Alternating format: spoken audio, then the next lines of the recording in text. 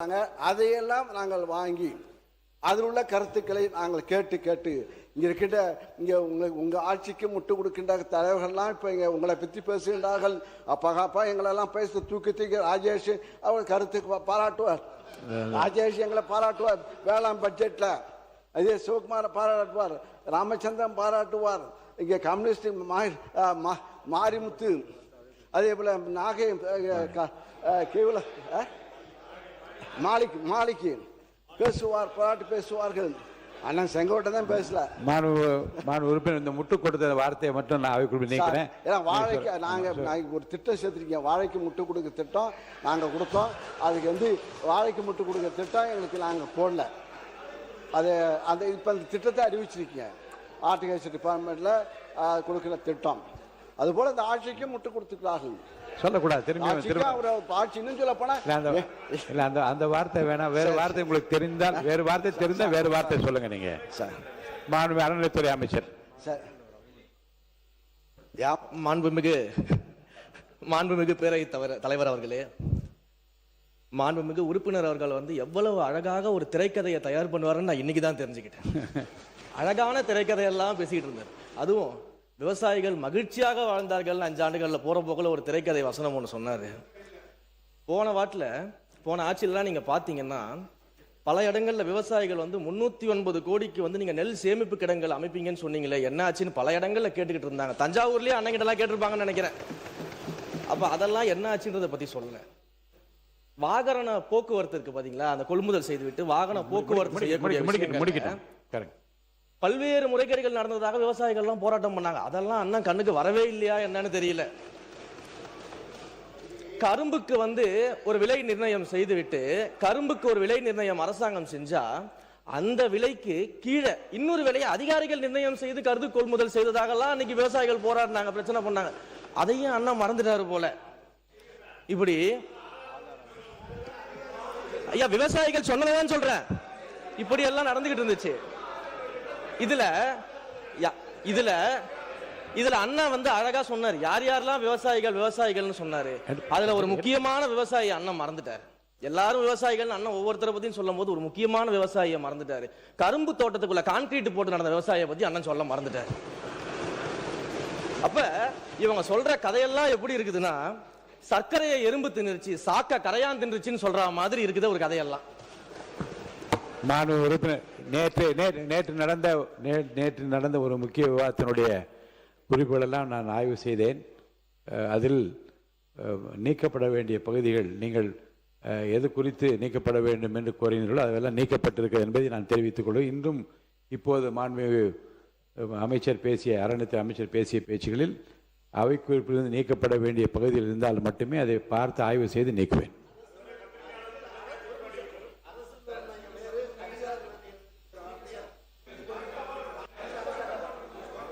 சொல்லுங்க உறுப்பினர் சக்கரபாணி. சரி அண்ணா ஒரு எடுத்துறேன், பார்க்குறேன், கண்டிப்பாக பார்த்துறேன். மாண்புமிகு பேரவைத் தலைவர் அவர்களே, மாண்புமிகு இந்து சமய அறநிலையத்துறை அமைச்சர்கள் சென்ற ஆட்சியிலே நெல் சேமிப்பு கிடங்கு எங்கும் கட்டவில்லை என்று ஒரு தவறான தகவலை சபையிலே பதிவு செய்தார். நான் அவருக்கு சொல்லிக் கொள்வது, திராவிட முன்னேற்ற கழகத்தின் தலைவர் அன்றைய முதலமைச்சர் மாண்பு அண்ணன் தளபதி அவர்கள் ஒரு நெல்மணி கூட மலையில் நனையக்கூடாது என்பதை உணர்ந்து அவர் பலமுறை சொல்லியிருக்கார்.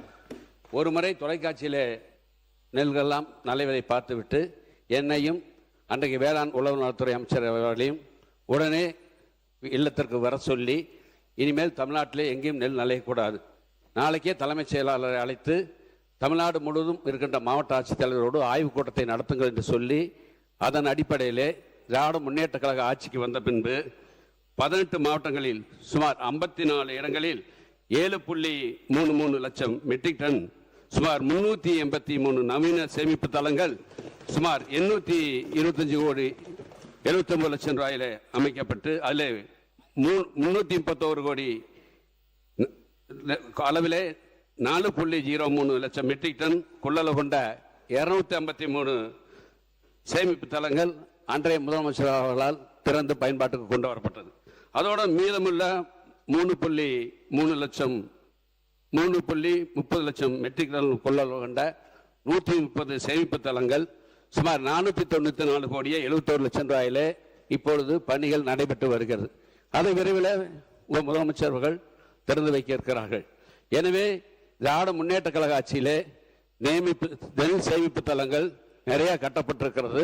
குறிப்பாக நீ தஞ்சாவூர் போங்க, நடுவூர் என்ற இடத்துல 1 லட்சம் மெட்ரிக் டன் கொள்ளளவு கொண்ட பெரிய சேமிப்பு கிடங்கு 1 லட்சம் மெட்ரிக் டன் நெல்லை சேமித்து வைப்பதற்காக பல இடங்களில் டெல்டா மாவட்டமும் சரி டெல்டா அல்லாத மாவட்டங்களில் நெல் சேமிப்பு தளங்கள் கட்டப்பட்டு வருகிறது.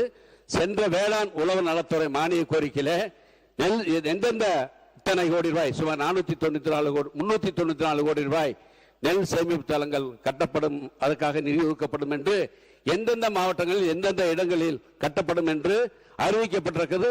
அந்த வேளாண் உழவு நலத்துறை மானிய கோரிக்கை சென்ற ஆண்டு அதை பார்க்க வேண்டும் என்று இந்து சமய அறத்துறை அமைச்சருடைய கவனத்துக்கு கொண்டு வருகிறேன். உறுப்பினர் சுருக்கமாக. மாண்புமிகு பேரவைத் தலைவர்களே, இப்போதான் தெரியுது உங்களுடைய எப்படி பிரச்சாரம் எப்படி பண்ணுறீங்கன்னு. இப்போதே மாண்புமிகு சாமி அமைச்சர் இந்து சமய அமைச்சர் சாமி அவர்கள் அப்படி கரெக்டாக விடுறாங்க. அது உண்மையா பொய்யான்னு தெரியல. ஆனால் இப்படி டெக்னிக்கல் அப்படி இந்த டெக்னிக்கலை வச்சு நீங்கள் அடிச்சுட்டு வந்துருங்க, ரீல்ஸ் விடுறீங்க. ஆனால் நாங்கள் வந்து ரியாலிட்டியா கொண்டிருக்கின்றோம். அமைச்சர் பேரவைத் தலைவர் அவர்களே, அந்த டெக்னிக்கை இப்போ 10 நிமிஷம் மட்டும் தான் அண்ணன் கிட்ட கத்துக்கிட்டேன். உறுப்பினர் 10:29 நம்ம ஆரம்பிச்சோம். நல்ல சுவையான குறுக்கீடுகளும் தேவையற்ற குறுக்கீடு ரெண்டும் இருந்தது. சுருக்கமா நன்றி கூறி சப்ஜெக்டுக்கா இல்லைங்க. ஆக இப்போ வந்து ஏன்னா வந்து இப்போ சேமிப்பு கிடங்குகளை பொறுத்தவரையில் இப்போ வந்து இன்னைக்கு நேற்றையோட பாட்டாளி மக்கள் கட்சி தலைவி அன்புமணி ராமதாஸ் அவர்கள் அறிக்கை விட்டிருக்கார். 10 லட்சம் காவேரி டெல்டா பகுதியிலே நெல் மூட்டைகள் தேங்கி இருக்கிறது, 10 லட்சம் மூட்டைகள் அங்கே இருக்கிறது, வெகு விரைவில் மழை இருக்கிறது, எல்லாம் ஓப்பன் குடோனில் அடுக்கி இருக்கிறது, அங்கே நெல் ஒவ்வொரு பர்ச்சேஸ் சென்டர்லையும் நெல் இருக்கிறது. ஆக கடந்த ஆட்சியில் அங்கே இருக்கும்போது நானும் சக்கரபாணி அவர்களும் அந்த ஸ்பாட்டுக்கு போனோம். எங்களுடைய துணை முதலமைச்சர் இந்த மரியாதைக்குரிய எதிர்கட்சி தலைவர் அவர்கள் அவர் ஆய்வு திடீர் நாங்கள் தஞ்சை சென்று இரவு நாங்கள் அங்கே போய் உடனே கேள்விப்பட்ட மழை அடாத மழை வந்தபோது நாங்கள் வேகனில் அனுப்பி வச்சோம்.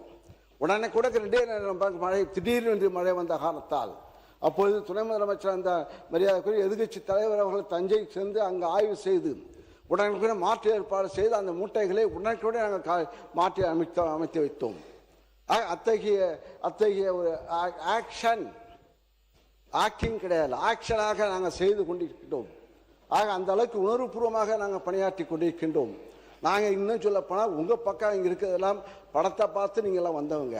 நாங்களாம் வந்து கொள்கையுடைய முரசொலி படித்து திறந்துள்ள செய்தியை படித்து பொதுக்கூட்டத்தில் பேசி இந்த பக்கம் உள்ளவங்க அண்ணா திமுக தான் சரி திமுக தான் சரி பேசி நாங்கள் வந்தவர்கள். ஆக அந்த மக்களுடைய தெரியும். அந்த அடிப்படையில் தான் நாங்கள் உணர்வு ஒன்றொன்றாக எங்களுடைய முதலமைச்சராக இருந்த தலைவர் ஸ்டாலின் அவர்கள் எங்களை பணியாற்ற வைத்தார்கள். மக்களும் அங்கே மகிழ்ச்சியாக இருந்தார்கள். விவசாயிகள் போராட்டம் இல்லாமலே வாழ்ந்தார்கள். ஆகை அத்தகைய நாங்கள் பட்ஜெட் போட்டு மக்களுடைய கருத்துக்களை வாங்கி நாங்கள் பட்ஜெட்டாக அறிவித்தோம்.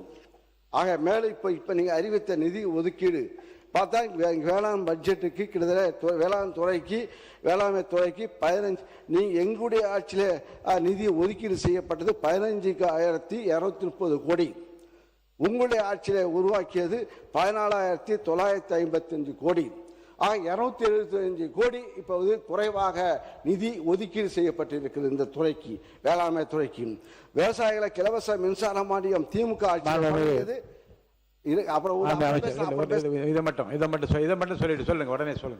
மாண்புமிகு பேரவைத் தலைவர்களே, 2026-27 ஆண்டில் திருந்திய நிதிநிலை அறிக்கையில் வேளாண்மை துறைக்கு என ரூபாய் 14,950 கோடி நிதி ஒதுக்கீடு செய்யப்பட்டுள்ளது. 2025-26 ஆண்டின் நிதிநிலை அறிக்கையில் வேளாண்மை துறைக்கான மொத்த ஒதுக்கீடு 15,230 கோடியாக இருந்தது.